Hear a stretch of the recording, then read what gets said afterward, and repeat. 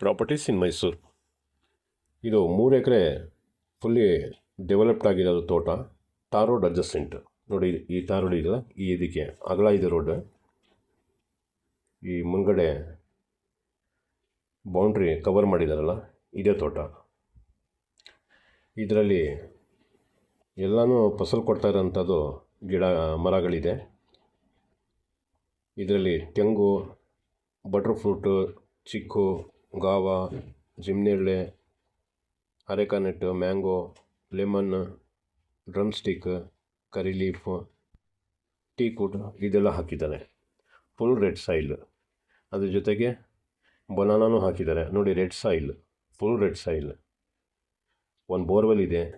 ಒಂದು ಬೋರ್ವೆಲ್ 3 ಎಕರೆಗೆ ಹಾಕಿದ್ರೆ ಇನ್ನೂ 2 ಎಕರೆಗೆ ಬೇಕಾದ್ರೆ ಎಕ್ಸ್ಟ್ರಾ ಹಾಕ್ಬೋದು, ಅಷ್ಟೊಂದು ನೀರಿದೆ. ಇದು Mysuru city ಸೆಂಟ್ರಿಂದ 42 kilometre.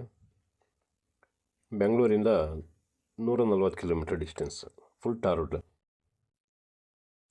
General category ರಿಜಿಸ್ಟ್ರಿಗೆ ರೆಡಿ ಇರೋಂಥದ್ದು ಡಾಕ್ಯುಮೆಂಟ್ ಇದೆ.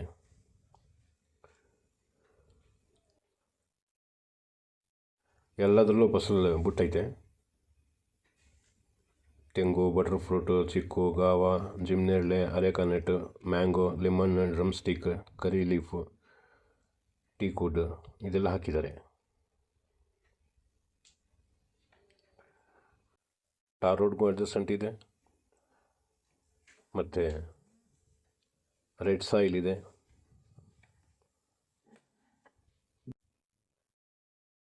ಪೆಪ್ಪರು ಹಾಕಿದ್ದಾರೆ ಮಧ್ಯದಲ್ಲಿ ನೋಡಿ. ಫಾರ್ಮ್ ಹೌಸ್ ಮಾಡ್ಕೊಂಡಿರೋಕ್ಕೆ ಚೆನ್ನಾಗಿದೆ. ಮತ್ತು ವಿಲೇಜು ಹತ್ತಿರದಲ್ಲಿದೆ. ಟಾರ್ ರೋಡ್ ಇದೆ.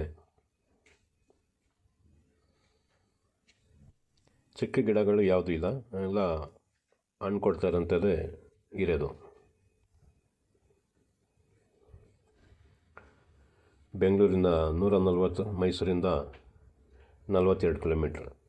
ಟಿ ನರಸೀಪುರ ಕಡೆ ಇದು. ಟಿ ನರಸೀಪುರ ಮಾರ್ಗ ನೋಡಿ. ಇಲ್ಲಿ ಏನು ಕಮ್ಮಿ ಇದೆ ಅಂತಂದರೆ ಬರೀ ಒಂದು ಮನೆ ಕಟ್ಟಬೇಕು ಅಷ್ಟೇ.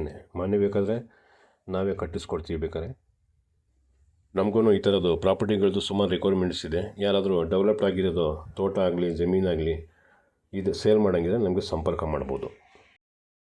ಈ ಥರದ್ದು ಸುಮಾರು ಪ್ರಾಪರ್ಟೀಸ್ ಇದೆ ನಮ್ಮ ಹತ್ರ. ಚಿಕ್ಕದು ದೊಡ್ಡದು ಎಲ್ಲ ಥರದ್ದು ಇದೆ.